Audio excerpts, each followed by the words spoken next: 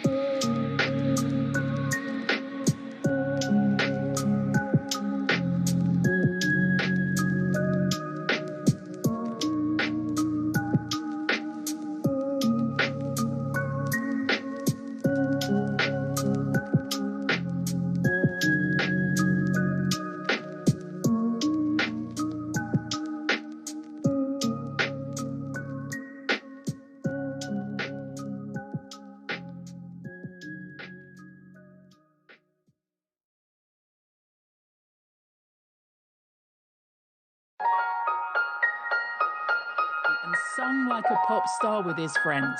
Now, heavyweight boxer Joseph Parker goes toe-to-toe with us as he attempts to single-handedly entertain the planet.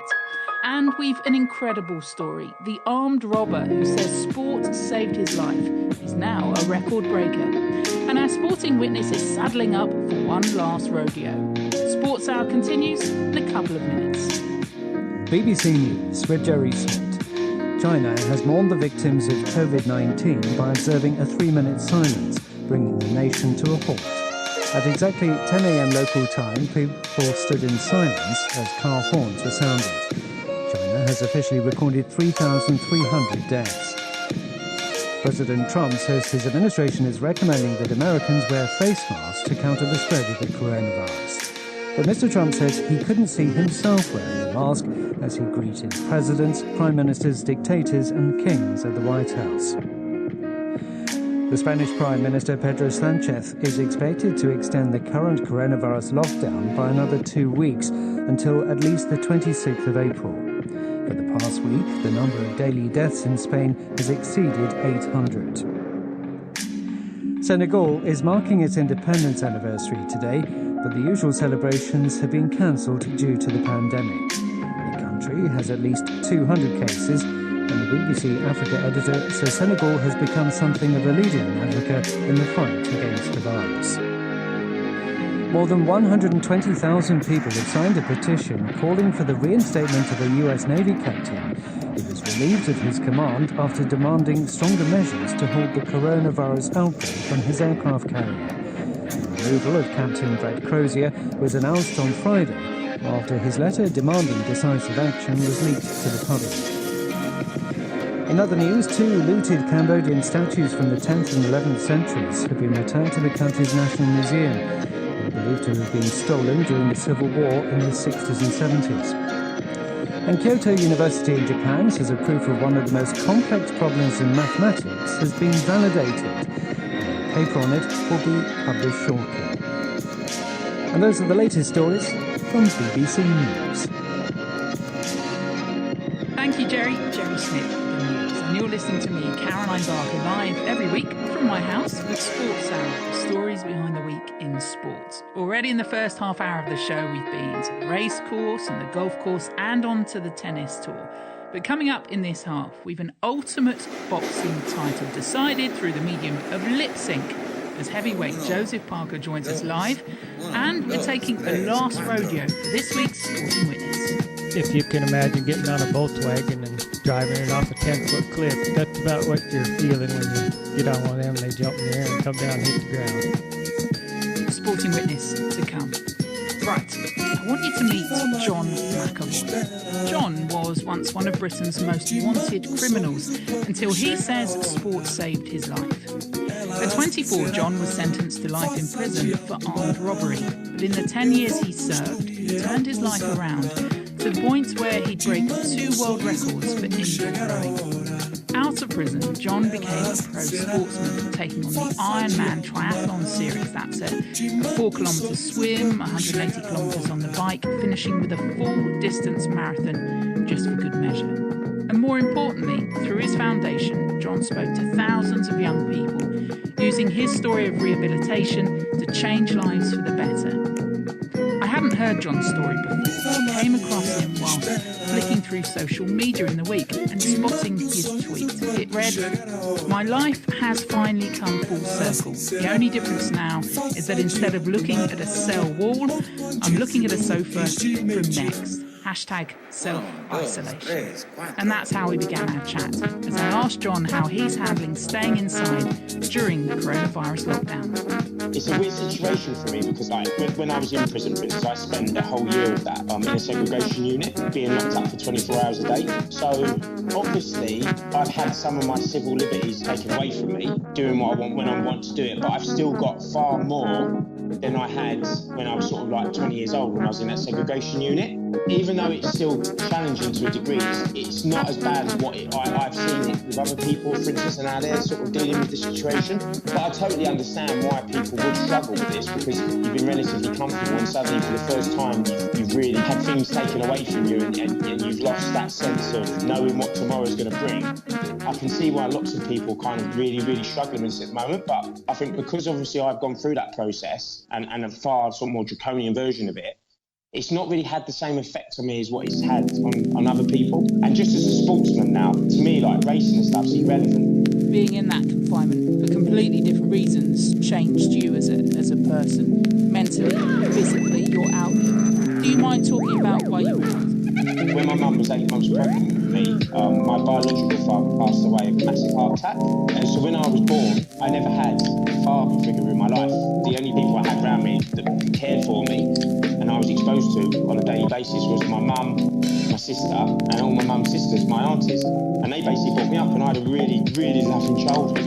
When I started going to primary school, I then realised when I was at primary school that I didn't have a dad, because other children used to kind of tease me about not having a dad. And I remember I went home and I asked my mum, and my mum explained to me that my dad had passed away before I was born. And when I was 8 years old, you could go into classes as the perfect storm, but my mum's ex-husband come into our lives because my sister, that was her real dad. He came into our home, and I remember the first time I ever saw him, he was immaculately dressed, he had black hair, and he come in and he asked me to make him a cup of tea, and I made him a cup of tea, and when he was leaving our flat, he patted me on the head and he gave me a £20 note. He was the first adult to ever give me like paper money. When he left, my mum explained to me that before she met my dad when she was really young, she got married to him when she was 18, and my sister was actually my stepsister, and that was her real dad, and he had all the trappings of wealth and power and success. And when I was 12 years old, my granddad died, and we was clearing out my granddad's flat, and I pulled this envelope that my granddad had in his drawer, and it had all these newspaper clippings, and the man that I just described, my mum's ex-husband, was one of the most prolific armed robbers in the United Kingdom.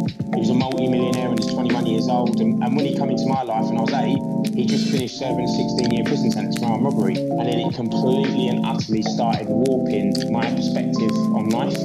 He was your identifiable role model. And what happens next is you, and not to skip over your story, because clearly this is an important part of it, but you fall into that criminality that becomes your day-to-day life, right? And you get to the point where you're 24, you're sentenced to life in jail for armed robbery, 2 life sentences, it's a minimum of 5 years, and you're in a high security prison. What was that moment like, that first moment when you're honest enough about it, you deserve to be there, right? When I got arrested, the Metropolitan Police have to make a submission to the Ministry of Justice, or the Home Office at the time. They believed I had the access and the ability to be able to escape from custody, and they thought people would potentially break me out of prison. So because of that, my escape had to be made impossible. So they put me on something called a HSU, which is a high security unit in Belmarsh Prison. It's the most high secure prison installation in Western Europe. I was locked up for 23 hours a day. So you have to kind of deal with the situation that you're in and build coping strategies. So the way I processed that situation was, right, I need to feel alive, I need to feel like I'm a human being and I'm not just existing. Because someone once said to me, when you go to prison, you don't live, you just exist.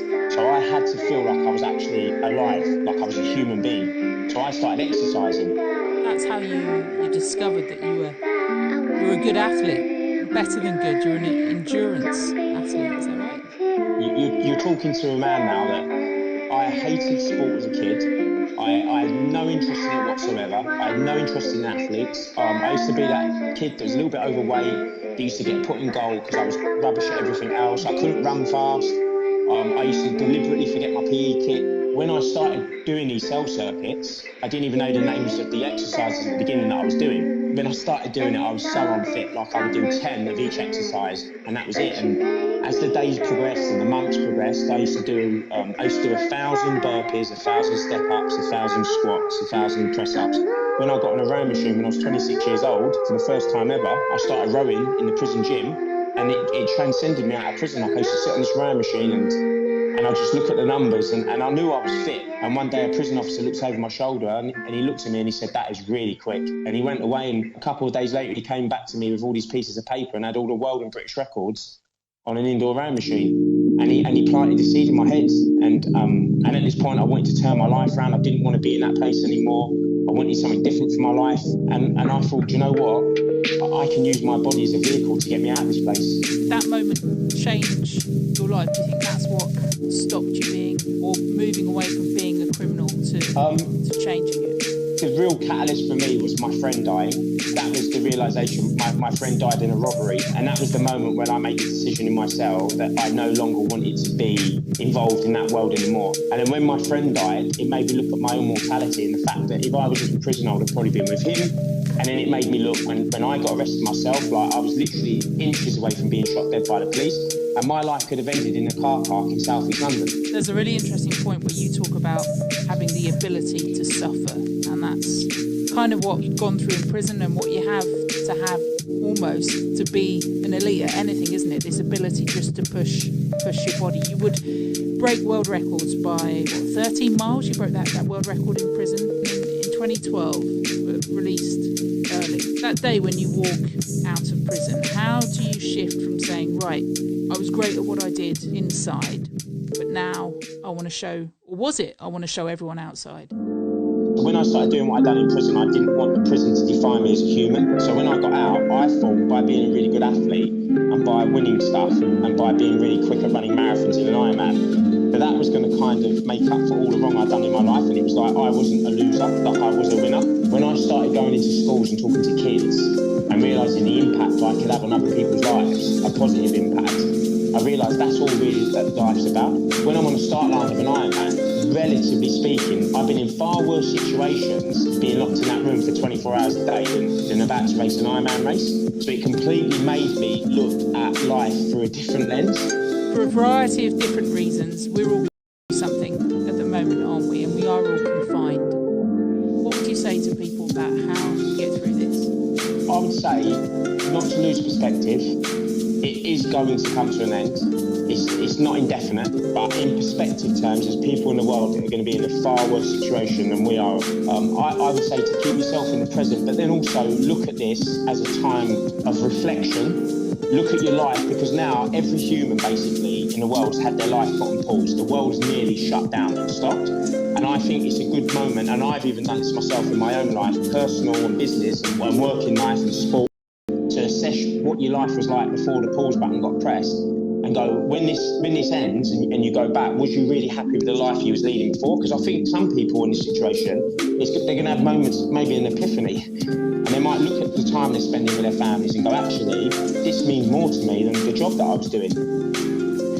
That's Ironman John McAvoy's story on Sports Sound. Right, we've seen all sorts of ways that sports people are keeping their bodies active, their minds. And in the case of former world champion boxer Joseph Parker, it's his lips and his hips that have been doing the talking.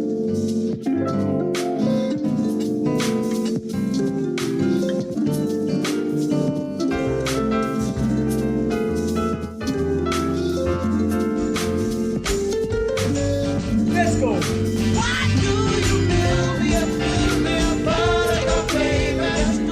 How can you not sing along to that? That's New Zealand boxer Joe Parker, a brilliant video of him lip-syncing the famous 1960s hit Build Me Up Buttercup, which we might get him to recreate live now as he joins us on Sports Hour. Hi, Joe. Hey, good evening from New Zealand. Good evening, or good morning even from the UK. We're all going a little bit stir crazy, Joe. This is brilliant. Not just this, you've done videos of you as the acting Prime Minister from a movie, Love Actually. You've done a Neighbours video right now. What's the thinking behind all these videos? The thinking is, the thinking was that since we're all locked down, we wanted to come up with an idea to put a smile on people's faces or give them something to laugh about.